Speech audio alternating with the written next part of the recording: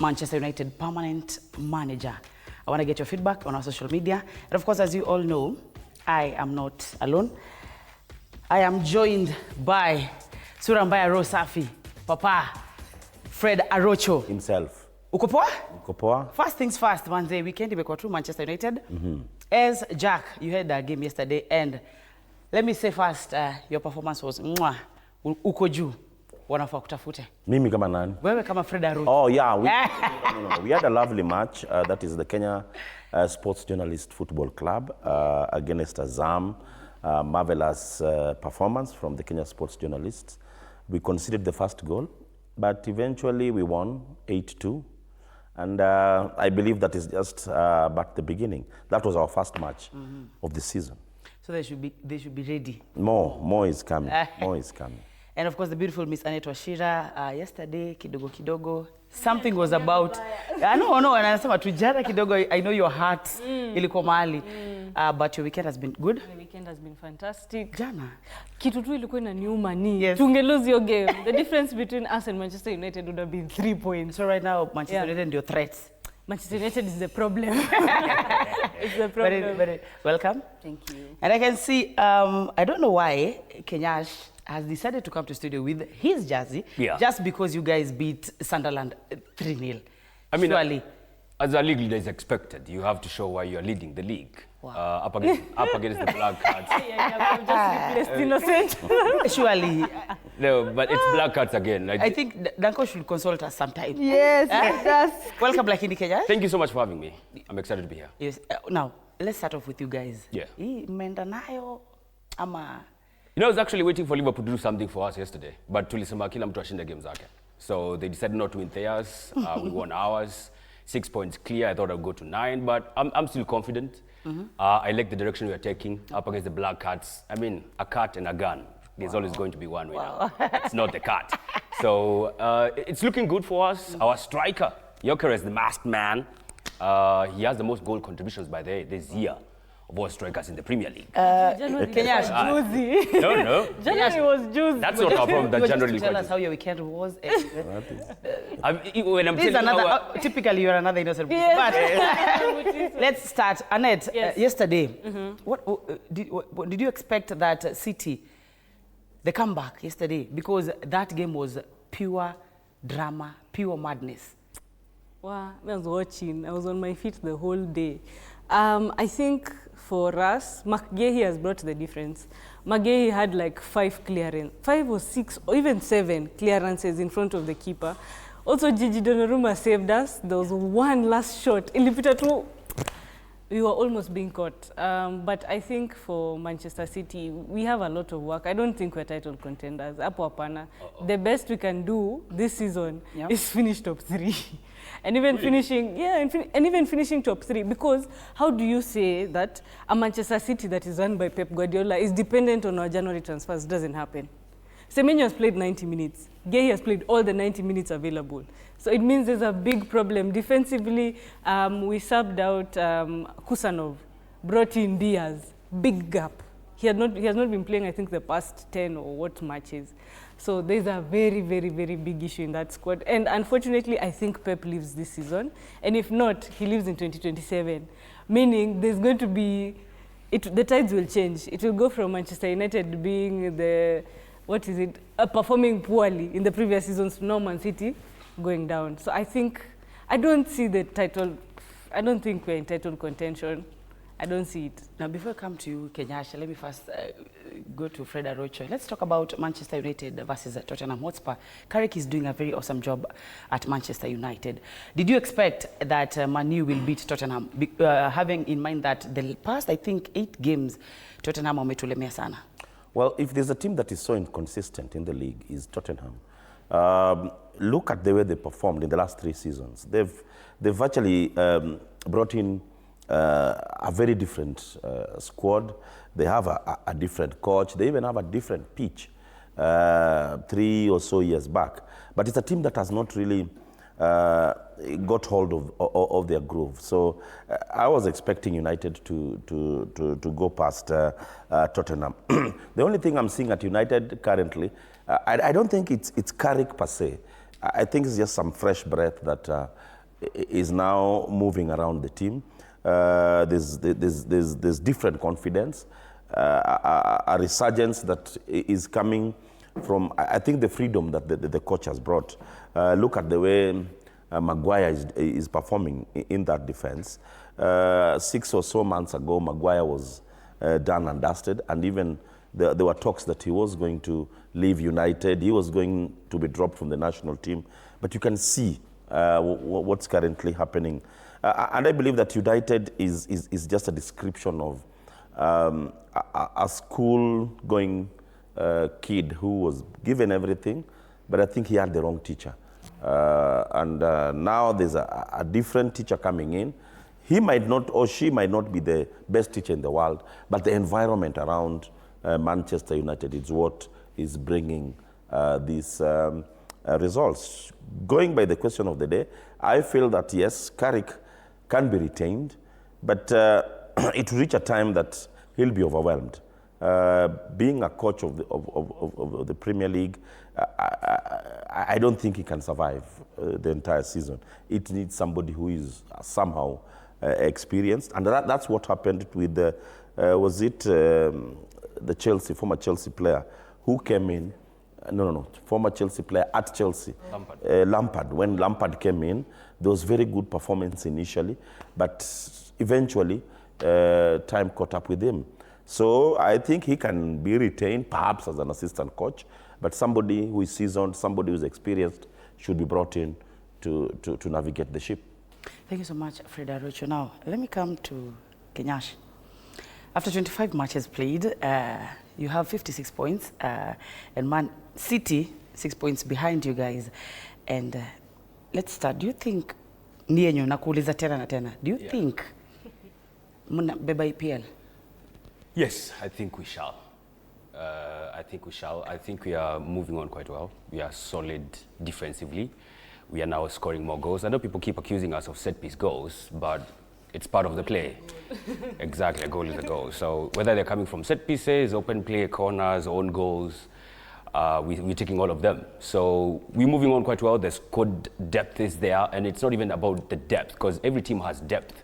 The question is the quality of that depth, and we have good quality now. So I'm excited about how it's looking like. I know it's still not done and dusted. I know Man City are not that convincing, but I don't want to rest on my laurels and say, okay, it's done and dusted, and that's it. You're talking from a point of trauma. Yeah, exactly. I've been traumatized like 3 times, or is it 2 times? So I don't want to rest on that. I understand why people will be questioning if Arsenal can go the distance, because Arsenal has been there twice and failed, and even in a better space than we are right now. So, but I think, however, you can go the distance. I think those guys have been through it all. They have learned. They say we learn best through mistakes. Hopefully we don't repeat those mistakes, even though we have done before. But I think this time around is the time we actually do win it.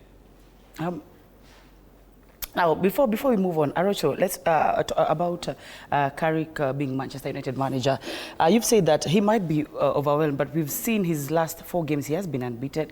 And a lot of people are saying since he was at Manchester United, he understands the culture, all right? He understands the culture of Manchester United. So people believe that he might be different. Look at Mikel Arteta.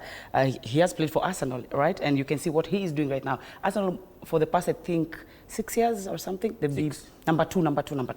Arocho.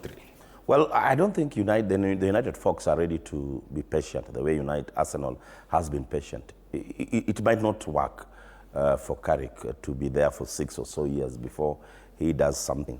And that's why I talked about him coming in as an assistant, because he has the philosophy, he has the kind of culture that is at United. And that's precisely why I think his performance has been commendable, because he knows how things have been done when Sir Alex Ferguson, the great, was there. But once again, I'm going to say, I don't think he can stand the test of time through the entire season as the head coach at United. And it might really boomerang on him if in any case he's given that opportunity. I think he just needs to stay as an assistant and learn the ropes. Look at how Arteta came in. Arteta came in as an assistant to Pep, and through that he learned the ropes. And after being an assistant for all that time, it took him another 6 years or so to be so confident. But I'd like to differ with Nyash as far as Arsenal winning this season. Look at the remaining fixtures that Arsenal has. Arsenal is going to play City twice. I think one in a cup final, and in the league they still also have a Chelsea, a London derby. At home. Personally, I feel, regardless of where it's going to be played, United beat Arsenal at home. So at this particular juncture, I don't think the home advantage really works for the four teams up there. That is Arsenal, that is City, United, and even Aston Villa. Look at what has happened to Villa when they were playing Everton. I think they lost at home. Yeah. So basically, the home thing now doesn't really count. At the moment, is the character of the players you have, and of course the opposition that comes with that match. So I still believe that Arsenal is going to crumple, because look at it this way: if Arsenal loses against City, how many points will remain? 3 points. 3 points. If it remains as it is. But can Arsenal lose against this kind of... Yes, look at what Arsenal performed when they played against United. Who believed that United was going to beat Arsenal? New manager bounce. Thank you. That's a very good way of looking at it. Very good point, yeah. But me, I'm looking at it from the historic point of view. At this juncture, at times, history plays quite significant. Not necessarily the history of last season or so, but your current form in the last 10 or so matches. City might not be performing well, but that can be at the advantage. Because, and once again, I'm going to refer to the United-Arsenal match. By the time Manchester United were going to play Arsenal, everybody thought that this was a walkover. But what happened? The pressure that came with that match is what determined the winner. And this is why we need to win the league, because of guys like Arocha. So that you can silence them out. But I also understand where he's coming from, because like he mentioned, Arsenal has previously showcased why they bottle, or they have bottled before, when they have been in better advantages. I also beg to differ, because if this was the Arsenal of Kitambo, after Manchester United, what happens next? They go get knocked out of the Carabao Cup, and then they don't win any game. Because after that, we have won, I think, 4 games. Yes. So it's shown, okay, even though the caliber of the opponent has been a bit different, Kairat in the Champions League, Chelsea in the Carabao Cup, you could argue Chelsea, if it was Arsenal ya Kitambo, angewatolewa. Premier League up against Sunderland, who are doing quite well, did not concede a goal. So you have showcased, it might just have been a blip against Manchester United, because what you have done after that has showcased that this team has grown in character.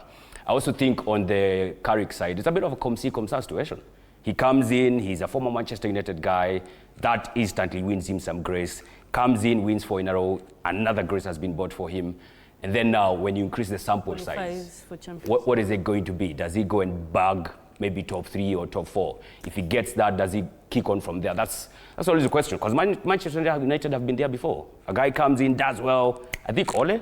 Yes. They were saying Ole at the wheel. They gave him a contract, he became permanent, and then things just went south. Annette, when did you change teams? Because you just agreeing on anything that Nash is saying. Yes, Manchester No. It's the league leader.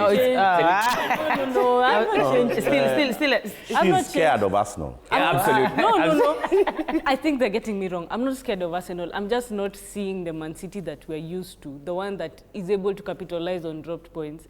This is not the season. Previously, Haaland would miss a goal, would see magic from Kevin De Bruyne, would see Bernardo Silva on the score sheet. But there is something missing.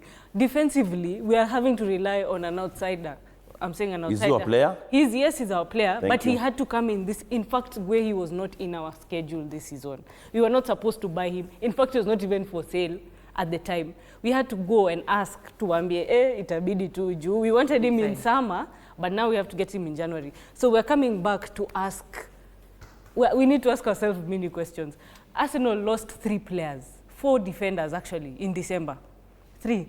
I think you're playing with backups of backups. Yeah, backup. They still won and they still finished at the top of the... But it depends on the kind of opponent. Now, there's one thing that I don't think we've really discussed here in terms of Arsenal winning the league. Look at the Champions League. Now, this is the crunch time. This is where Arsenal will be facing stiff competition in the Champions League. This is the very time that Arsenal is going to be facing very stiff competition in the league. So I think that might hamper Arsenal's performance. But once again, I think Annette is just scared of Arsenal. I'm not scared. the way I'm she- just trying to say. You see, okay. I like the remember thought. January? You remember January, the year we stole the league from you? You dropped 11 points. That was what, 22-23? Yes, you dropped 11 points. Man City overtook you. We won with, I think, a point, if I'm not wrong. Is that the 89? That was 4. Yeah. The 1 point was 23-24. Okay. So that season, we were fantastic, phenomenal. Sai, Aki, I don't know if you guys watched the Man City-Liverpool game. We are struggling. No. We are struggling. That's why I differ with This is Annette. not the City, You know, you football know. might not necessarily, you might not play well, but you grind your results. Like Arsenal is doing. Yesterday, I'm talking about City yesterday. City did not play well. Yes. Yes. But they got their results. And that's what Leicester taught people in this Premier League. The year that Leicester won the league, they were not that phenomenal. They were not... They're just consistent. They were just consistent in the sense City that... is not consistent. No, wait. In the sense that they were getting their results. Yesterday, for me, was a statement. Mark you, Liverpool is not any other team in the league. They are the defending champions, if I'm not wrong. Now, the performance that City had yesterday, for me, can even be a turning point for the team. Because look at the fact that within 7 minutes, they had 2 goals. Playing against a formidable side, not any other side. So basically, what I mean is, guys, yesterday was a turning point. I've been flip-flopping. Initially, when the season was began, on this show, yeah. I thought Arsenal could not win. Mid through the season, that consistency was perfect. I thought Arsenal was going to win. But looking at what City is doing, looking at what the mighty Manchester United is doing, Come on. Yo. Talking about Arsenal, I have a question for Nyasha. During the Champions League, not Champions League, I mean Carabao second leg Yes. semi-finals, Against Chelsea. Arsenal won 1-0. Eh? Yeah. And the goal was scored in the 97th plus by Kai Havertz. Gyökeres, your top striker, touched the ball 5 times. Oh, okay. Yes. no, I was commentating. it's a fact. He Yeah. touched the ball 5 times. Yes. What is happening? Remember, Kai Havertz is back. Yes. Injury. Do you think still, is it Gyökeres? Whoever he is, Gyökeres. Gyökeres. Gyökeres, yes. Do you think he will maintain since Kai Havertz is back? Good question. I think time will tell on this one because, like, against Sunderland, he didn't start the match. Jesus started. I think it all will be depending on the caliber of the opponent.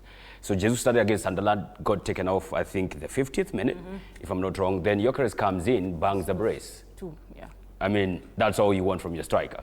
And I know his goals are not as beautiful as you'd want your strikers to score, but he's just 2 goals shy from what Drogba did in his first season at Chelsea. So I don't think it's all... Very soon. I mean, yeah, Drogba struggled in his first season at Chelsea when they were winning the league.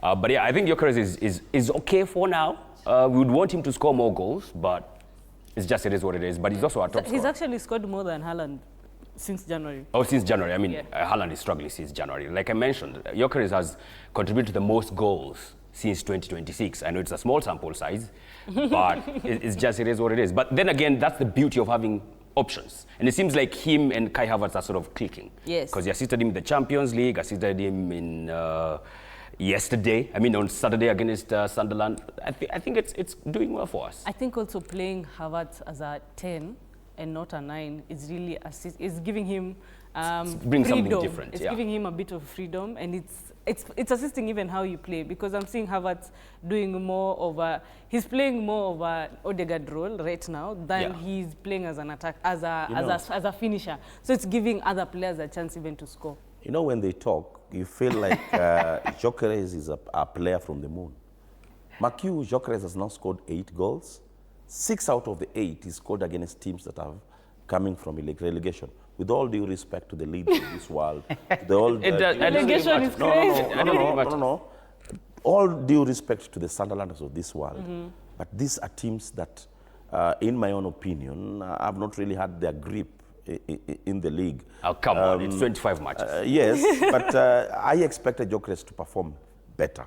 Until this juncture, I feel that he's not performed. Look at the way he was performing, where he was before he came. Different league. So for me, I don't think that Arsenal will really depend on Gyökeres. I think, yes, a good thing at Arsenal is that anybody can score. True. Goals come from everywhere. Yeah. But once again, the kind of opposition really matters. And I'll say this once again on this show.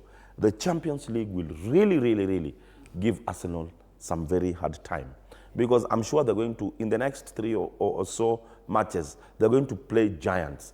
And I feel that whenever Arsenal loses in the Champions League, mentally, they get disjointed, they get discouraged, and that's where I'm waiting.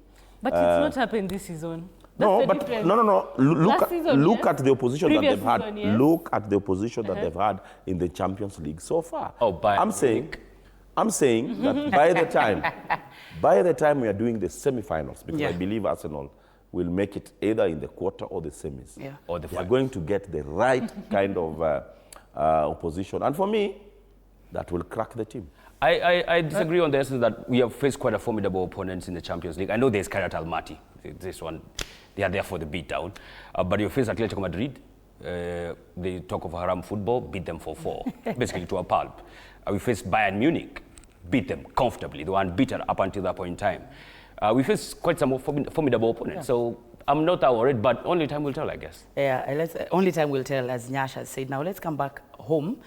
Something is really happening, and since the fresh start came in, I'll start with you, Arocho. Harold Ndege, the CEO, was dismissed, and it has brought in a lot of issues. People have different opinions. He should have stayed. Others say it was bound to happen, that he was just being used to be there. Arocho, let's start. Did he really deserve Harold Ndege to leave, to be dismissed from FKF? Let's start with the fact. Did he deserve being the CEO? You know, people forget that Harold... Question. I'll start. That's a solid question. Arocho, unaharibu. No. I'll start with Harold deserved being a CEO. Because look at all the credentials that he had. Academically, Harold is one of the best students at KRA where he was, not as a student, but in his performance. At KRA, he did exemplary well. As a soccer player, he played so well, top level. Yep. So as a CEO, yes, he deserved being there. But I still believe that there's more that we're not getting. The drama that is currently happening, I think, is just a tip of the iceberg. The moment everything else comes to the public is when exactly you'll know. For me, I think that we are not being fed with everything. So when you're given just a tip of the iceberg or whatever somebody wants you to feed on, at times you don't really get, because look at the accusations that were leveled against him. I think there were 12 or so. 21. Yeah. I still believe that we are not being told everything. Yeah. To you, Ms. Washeda. I think we are outsiders. So we're just, as Arocho has said, we're You just... love football. You love football. Yes. You follow whatever is happening yes, here yes, in Kenya about football. Yes. Do you think he deserved? As Arocho has said again, we are feeding on what we're being fed. That's it. So is there something happening in the back room of FKF? Don't know. So I'd come here maybe and say he didn't deserve to be fired, or he deserved. I feel like personally the accusations are a bit overboard. I mean, you have an FKF head of national teams. Why is he now taking the fall for what happened with the under-15s? Why is he taking the fall for everything that is happening? If you read through the 21 accusations, it's everything to do with FKF that has gone wrong in the past year. So for me, I think there's so much that we're not being told. And from my standpoint, if I was Harold Ndege, I would stop going to the courts, just step down. It's also painting a very interesting picture. You see, there are injunctions. Right now, there's an injunction that is preventing the appointed CEO from executing roles or taking a permanent position. Now he's an acting because the court has said so and so and so. But kama utakui, imagine just step down. I feel like this is it's just a mirror of the national politics that we have. As a president, I have to have a deputy or a CEO, and then maybe if I have you as a CEO, then I might win some votes somewhere. And then once I get there, I just wanted you to help me get there. Once I get there, and I'm like, nah, I don't need you. Maybe I have another guy. So It's politics. I feel it's politics pure. You're one of the people who said it was bound to happen, because a lot of people are saying that it was bound to happen. One way or the other. One way or the other. And I think playing safe. it's just been a year. We are seeing so much drama, and it's just been a year. We also had rumors about Mariga being removed. Yeah. So what is happening? And then again, for neutrals as well, it raises some eyebrows, because they were there, yes, up until we started hearing, oh, there's some funding coming back from FIFA. Then all of a sudden, the ones who controls the account and signs the checks is loggerheads with the head. Yes. So you can't help but all these things, there are dynamics that you could poke holes in.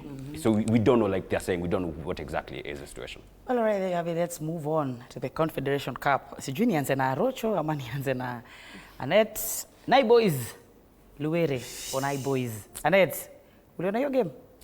Where? Ni mbaya. Where?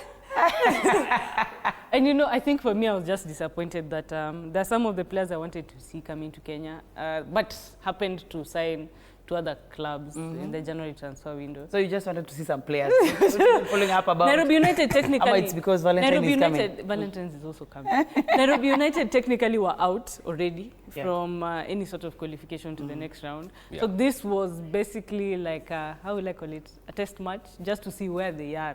And Wydad is one of the biggest clubs in Africa. I mean, look at even their fan base. Nasikia walikuwa nashtua sana officials. I was there. This status yako I watched Arocho. See with that. Manze ni kama sisi ndio The Red Army. Exactly. That's exactly, because I was there. I went to watch the match, and they were loud. They were making noise, vibrant throughout the second half, because I got there, I think, some minutes to halftime. And they were noisy. They even lit up some fireworks. I have never seen that. I have never seen that. I'm like, what's going on here? Africa. Hey, right? So they're quite vibrant. And I feel like that's something we should epitomize. I mean, with the flags, with the smoke grenades, vibrancy and everything else, it was like a learning curve for us. Honestly, I was there, I was feeling like Niko away. And Niko Nairobi. I felt like I'm in Casablanca or something. But Arocho too, about boys. Well, I was in the pitch. First and foremost, the incident, the fireworks, I think they're going to be sanctioned. That is not allowed in the game. Even journalists had issues with the smoke and the fireworks landing on them.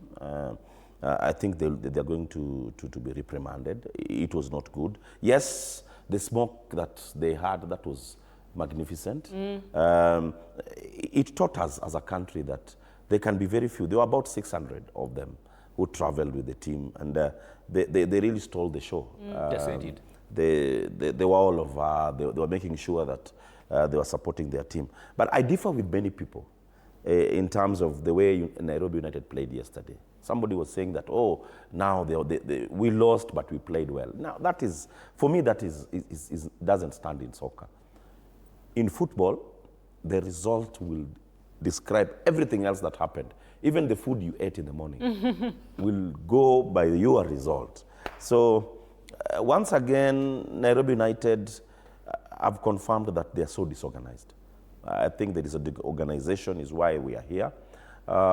Losing all their matches. I didn't expect them, yes, to top the table, but also I didn't expect them to not to win any match so far. They're having their last match in Lubumbashi on Saturday. But once again, it's a team that you could see, I think there's a lot of interference from elsewhere. I don't know where, but this is a team that ought to have performed far much better than what I saw yesterday.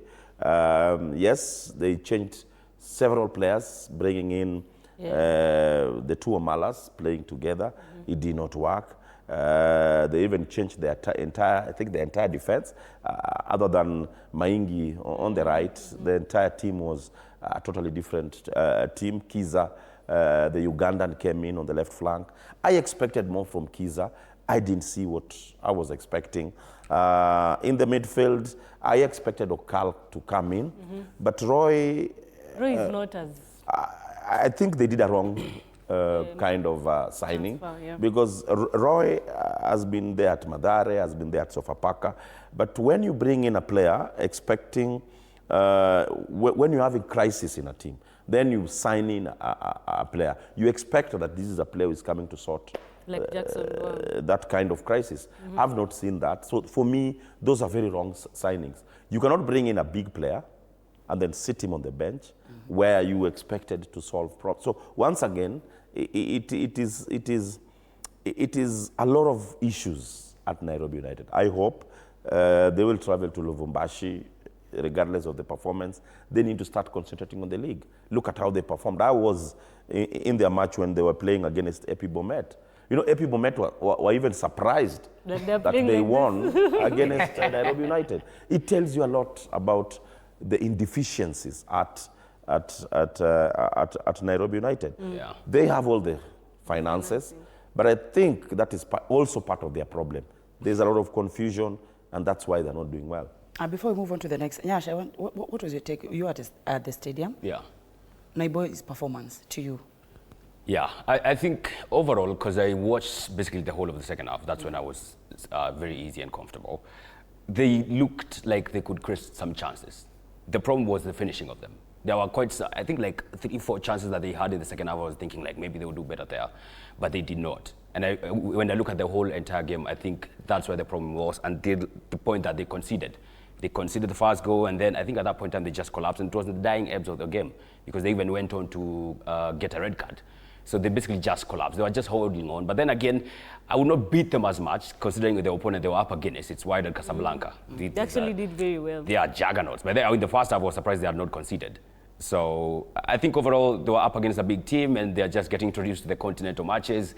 These are guys who were playing in the NSL last season. So this is like a big shocker for them. But I think they could have been a bit more clinical with the chances that they got, because they got some chances. And Wydad were kind of open a little bit in the second half, and they did not capitalize. Well, there you have it. Thank you so much, Nash. Now, there was the question of the day. Do you think that Michael Carrick should retain as the Manchester United manager? Of course, feedback iko hapa from Facebook, I believe, and I can see a man like Enoch Kintosh. Now, Enoch Kintosh actually hasn't even answered that question, but he's talking to Arocho saying, I remember Arocho criticizing Gyökeres that the striker is not good enough to help Arsenal. Now, he is the top scorer of Arsenal in 2026. But anyway, Top scorer? let's move on. 2026. 2026. How many days are we into the year? Back to the question. Should Carrick, Kiprocho Maxwell says he deserves it. And then Maureen Jepkorir says yes, he deserves it. And of course, Richard Refiga Munene says, of course, he deserves. And we have a negative comment from Meshak Bure. He says, no, not really. Inaanza gaivo. And then I can see Kipla Lisandro. He says, no, let him be interim coach. Watu wakiandikwa kazi, hawajali game tena. Idiama Ambrose, asubuhi ni stories za ball. Asante sana. Others you can read hapo kwa screen kidogo. Kaka Jen sema man like Tony Drake Mutuma, absolutely.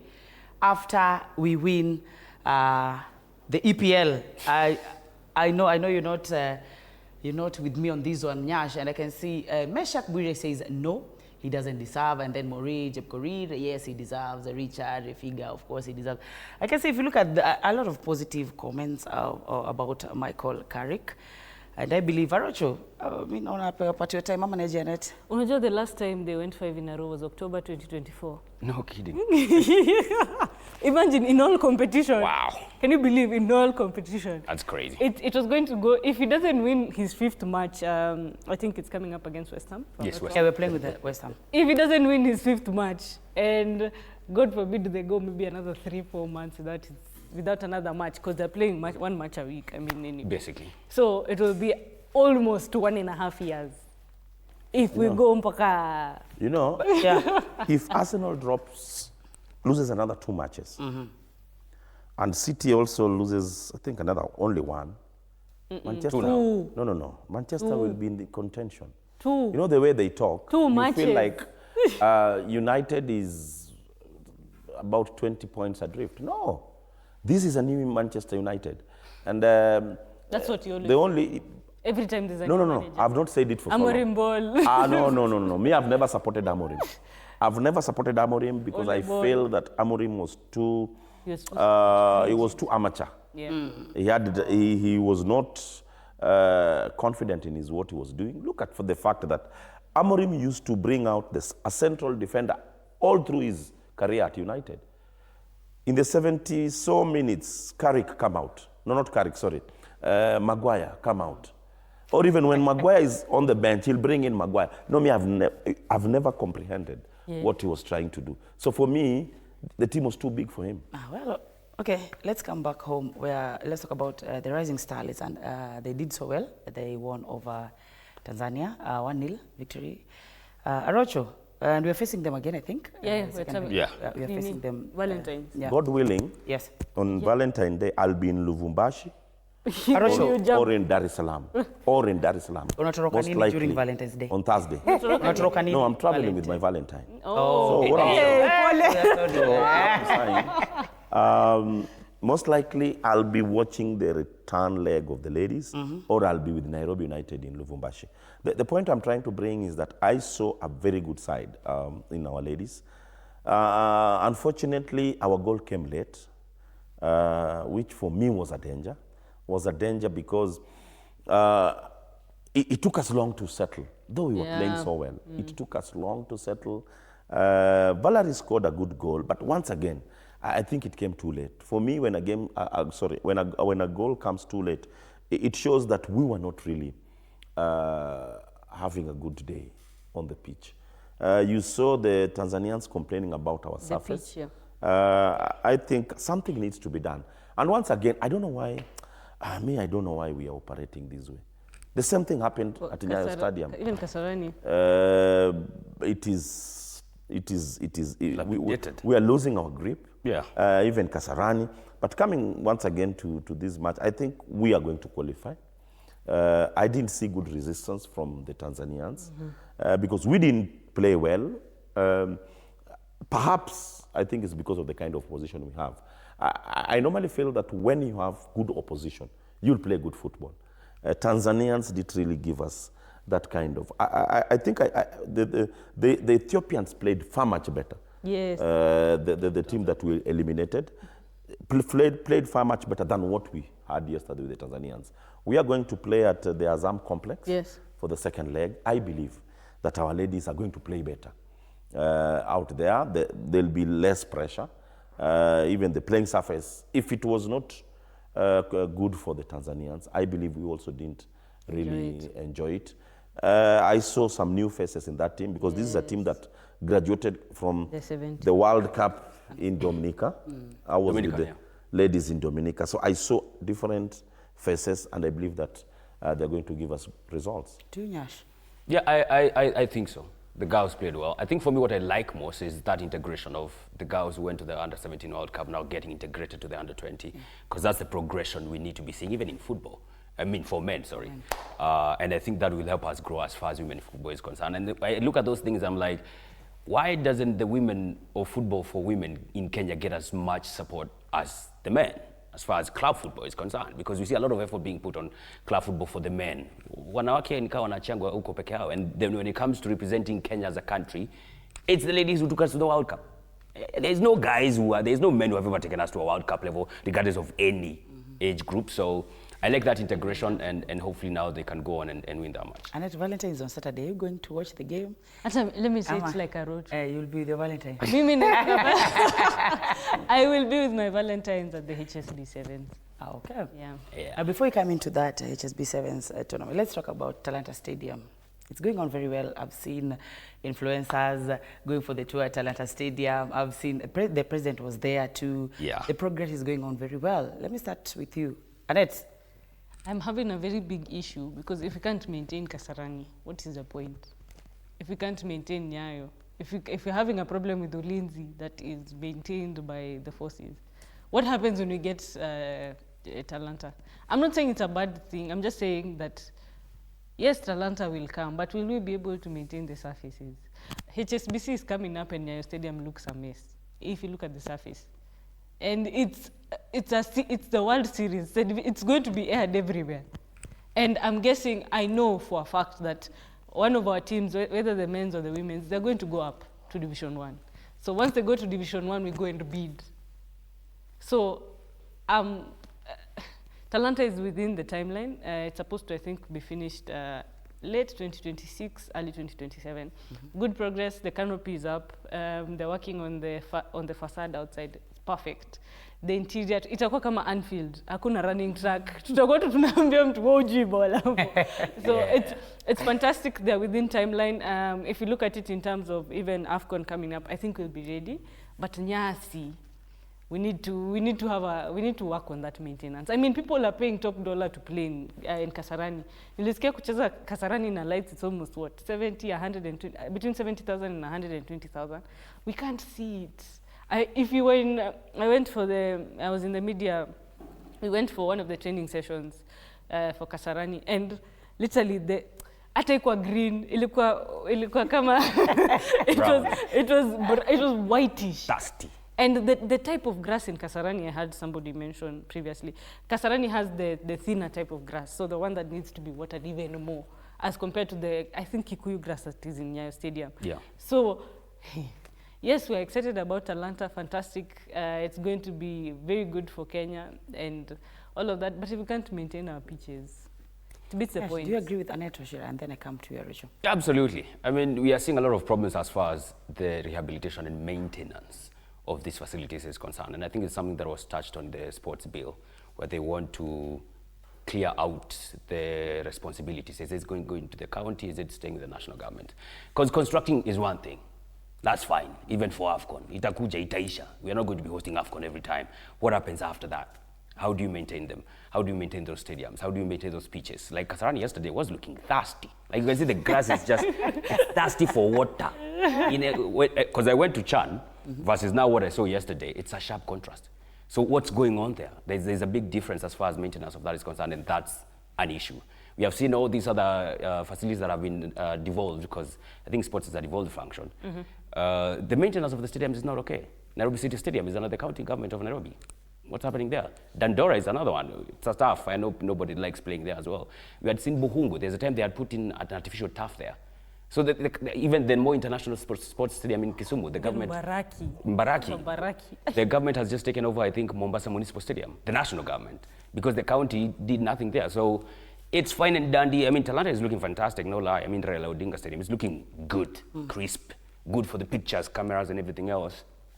But after that, we need to find out how to maintain them. Otherwise, what are we doing it for? Aracho, do you agree with Annette and... Well, it's unfortunate. I think we are a country of jokers. Why am I saying so?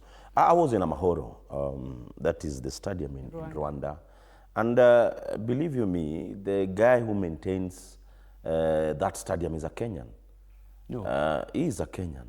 Oh. And the class at Amahoro is simply because you give a job to the right person.